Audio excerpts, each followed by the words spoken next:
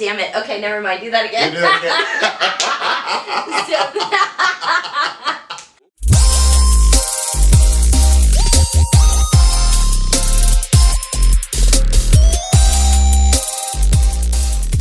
Welcome to the Emcee Russ Show. Today is going to be great. We're going to continue talking about Houston artists and musicians, and today we have a very special guest. We have Nicole Starch. Hey, thank you so much for being here. I'm so glad to be here. You know, you are history because you're the first woman on the Emcee Russ Show. Eat it. Yep, available too. But we'll talk about that later. Yeah, you want it. Okay, so I've listened to your music a little bit, and so the sound that you've had before is different than the sound that you have now. Tell me about the inspiration of that and how it's moved through time. My first album that came out was very much just a challenge to see if you could write love songs. If I could write something, you know, they say there's one happy song for every 10 sad songs. Yeah, and so I was like, all right, well, I'm going to take that challenge, you know, gauntlet thrown. I'll go ahead and write some happy songs. I got 5. 5 of them. You better get them. There was not a whole lot of inspiration for happy love songs, but they were very much in the style of like Regina Spektor, Ingrid Michaelson, because it was simply just me with my guitar. I like that. You know, like they sing like pop jazziness. So I'm like, I mean, that's what it feels like, but I feel like it's a little bit more progressive than like, you know, your basic bitch tunes. Yes, very much. Their songwriting is much more poetic. They're not just writing phrases to fit a poem. They're actually looking to find the perfect word to describe, or the perfect phrase to describe what they're wanting to put a picture of in your mind. And that was my goal as a songwriter. A few months back, in October, I met the Grizzly Band. Loved their country sound. You know, this Texas country, they do Southern whiskey punk. I went through some big life changes and decided that yelling while I was singing was much more fun and therapeutic. Yeah. So I wrote some angry songs about some things that were going on. The 5 love songs were done. I partnered up with them for the last 6 months or so, and we've done several shows of just me learning how to yell. I'm still trying to break out of that acoustic guitar, you know, into something a little bit harder. So how long have you been working with the Grizzly Band? The first collaboration was between myself and the lap steel player, and that was back in March of 2016. And then since then, little by little, different members of the band started going, well, I want to play with you, and I want to play with you, and I want to play with you. And so we worked together through the summer, and now we're branching out, doing our own things again, which is really good because they're a great band, and I want to do some things that, you know, come from myself and a collaboration with people that are fully invested in Nicole Starch and Torpedoed Heart. Nice, awesome. Yeah. So a few months ago, you were in the Yes Indeed Fest in September, right?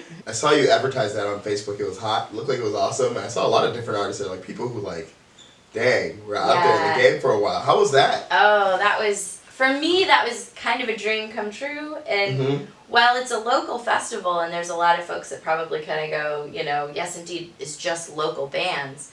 For me, it was something that I had gone to the year before, saw some other bands that I loved play, local Houston bands, and those bands are now doing some really great things all over town. And so for me to get asked to play in Yes Indeed, it was not expected. I was very surprised and got to open up the stage, on my particular stage for, I had Jealous Creatures, Muddy Bell was on my stage, which They're amazing. They're amazing. Yeah, that was a blast. And since I played early and I had a discount on beer, you just spent the day there. I had a lot of fun. So I know I went and saw Faya. I know I bought an album. I don't remember doing so. Thank you, Faya. Faya, you're the best. And you're winning right now. That's so cool. So how was your experience like doing that though? Like was it easy to, not as far as like easy to work with the staff who were doing it? Oh, they were fantastic. Nice. Very, very organized. Phil, Bassman Pep, as a lot of people know him on Facebook. Yeah. Phil, you're the best. Oh you're the my best. God, what a babe. he was my initial contact, and then from there, pretty much everybody that I came into contact with, they had their shit together. And I don't think anyone should ever poo-poo a local fest because it takes a lot of work to put on something like that. And even at the last minute with stage changeovers, we lost one of our stages and had to move to a different venue. They had it together. When I showed up for my opening set, they were finishing setting up the stage over at All Coffee, and it looked great. Sound was awesome. Wow, and I heard you. You sound awesome, so I bet it was awesome. Were there a lot of people there? Yes, yeah. I was surprised that we had actually, most of the people that were in our stage were not people that I had actually sold tickets to. It was random people that just walked in, which was great for our band because we were able to play in front of people that had never seen us before. And we are a fairly new band, so... So you're someone who teaches vocals in Houston, right? You teach voice, how to use your voice. What kind of vocals do you teach, and what has been your favorite accomplishment with that? I teach at School of Rock out in Katy. We do not do the classical approach, which was how I was trained. And so we actually start with a song with the students and say, okay, here's this song, sing it for me. And then we kind of just diagnose where things need to get better and move from there, and mostly that's to get the students involved in something other than just the theory and the method. They actually have application that goes with it right away. I'm fairly new to it. I have one student in particular. He's 18 years old. He's part of the adult program. And so he really wants to be involved in Houston music, and basically walked in my room and said, all I know about Houston music is that it's a lot of rap and hip hop. And I just... I was like, oh, you need I hope you're watching this. Oh, honey. I was like, there is such a scene out there in Houston for music that often as artists don't get to go see each other's shows because you're playing here and I'm playing there. Our other friend is over there, and we're splitting our audience because there's so many places that we're all playing. And and how's he doing so far? Like when you give him a note, this is like, gee, and he's like, He's having some difficulty. But he's getting there, he's moving? Yeah, we pulled out some. He loves Green Day. So I walk this empty street. We are working with Green Day at the moment, which is just fine. It's fine. My favorite thing that I've done with him, though, is that every week he has to go read Best of the Week by David Garrick out of Free Press. And find one show that he can go to. Oh, yeah. That's the best homework. I love vocal class homework. It's so much fun. Oh, yeah. I mean, where else are you going to go that they're like, okay, so you have to go to a show, and it might be at the Wofford, it might be, it might be over at Rudyard. It's like your job is to find out what show can you go to as an 18-year-old, and there's go like check a lot out of options. Bands. It is so interesting because when I was 18, I did not do that. Like I was in suburbia. Yeah, I ain't hating on you suburban people, but let me tell you something, suburban people. Go into town sometimes. Just sometimes. Do it once a month, then once a week, then every day. And then move here. How do you help the student get through that? Like get to the other side? We start with us singing the songs together.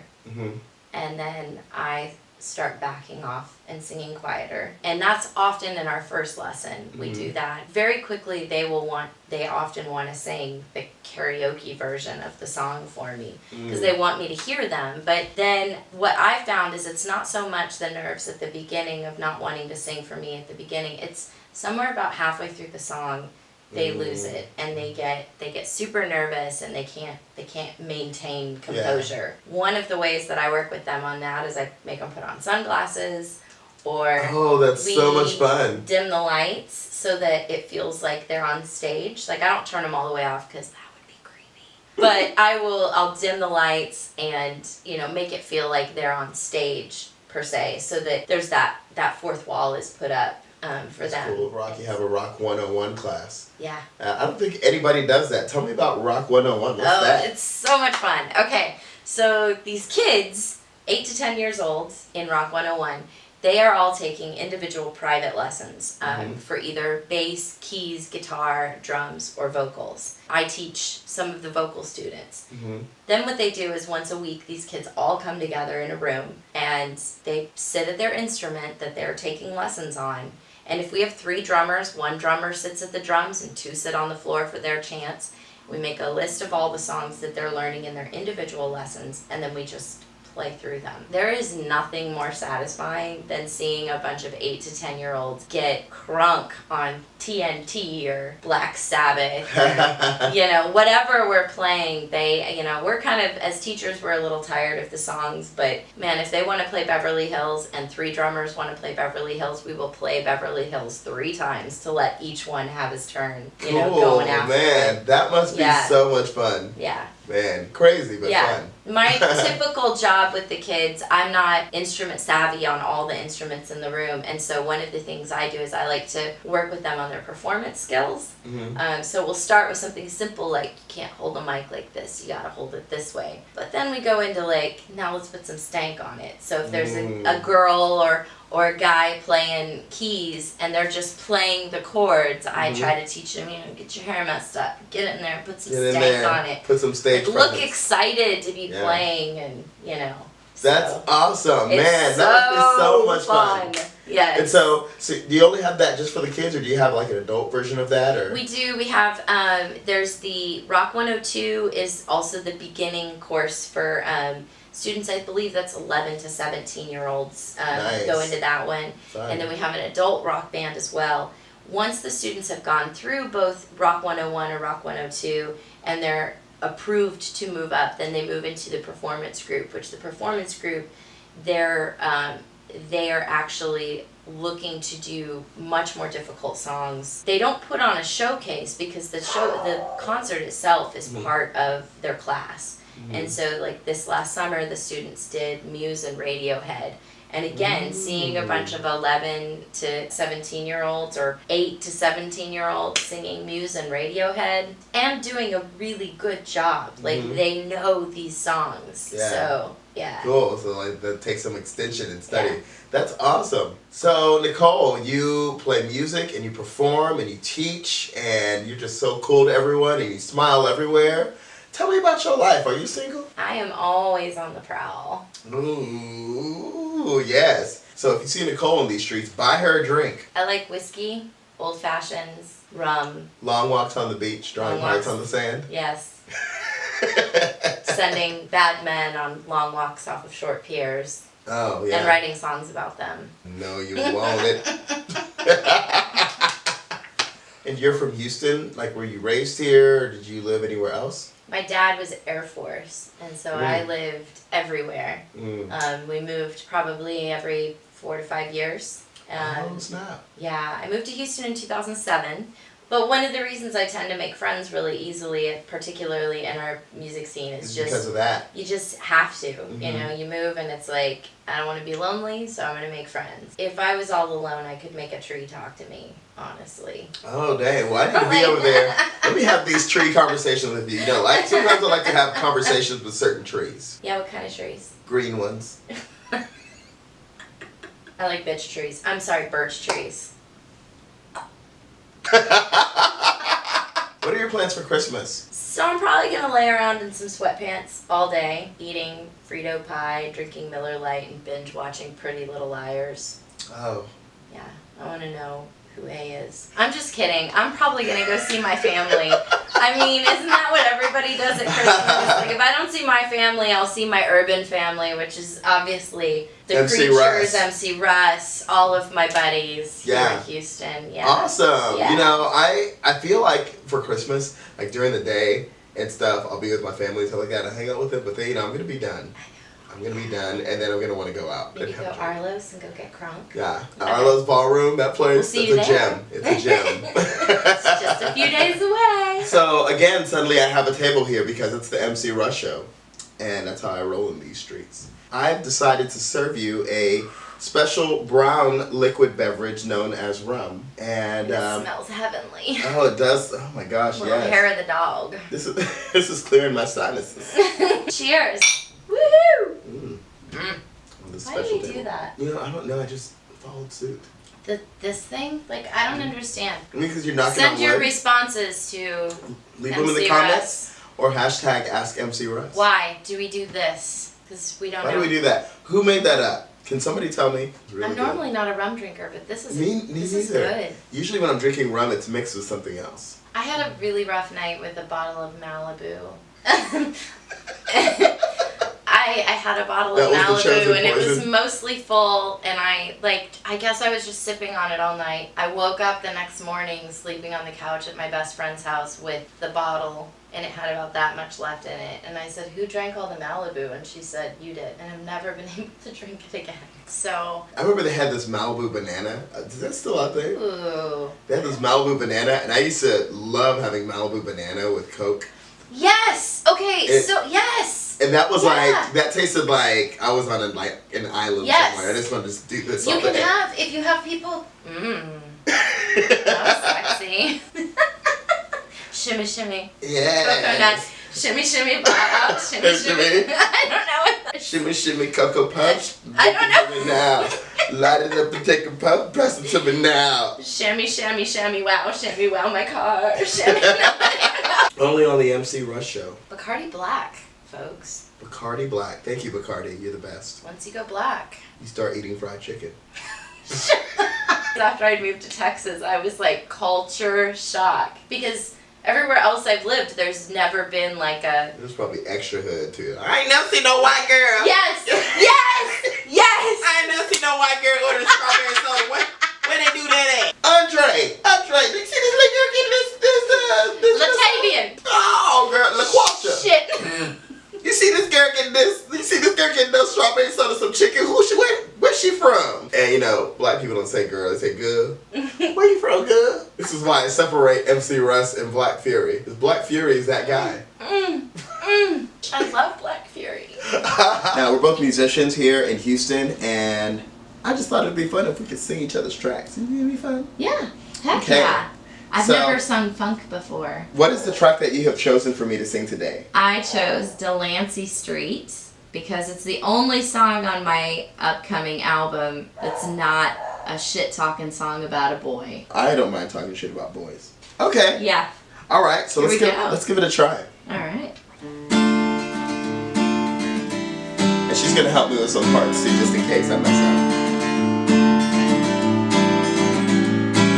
Somewhere on Delancey Street is a child with the whole wide world in his mouth, and he's biting down. See the horrors of the TV screens. nobody bothers to hear his tender pleas. Oh, let him be. So take our crooked hand, and we will fly away and find us in a place to land. So turn away from sin and put your Bible to the test. Oh, we pray to the end. Ooh. Yeah. Yeah. So I just tried that song. It was fun. It was awesome. You rocked it. So our next song is the one that I've chosen for Nicole. And I'm in a band in Houston called the Soul Creatures. Fuck yeah! I'm a Creature. Creature fan right here. And so today's song is going to be Red Vanilla. The Nicole Starch version. Alright, you ready? I'm ready. Alright, here we go.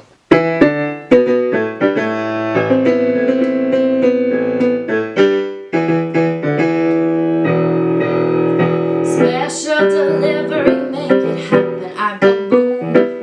Rock the beat up, making that noise. Pressure in the room. Sweet taste of red velvet touching on your tongue. A dash of vanilla.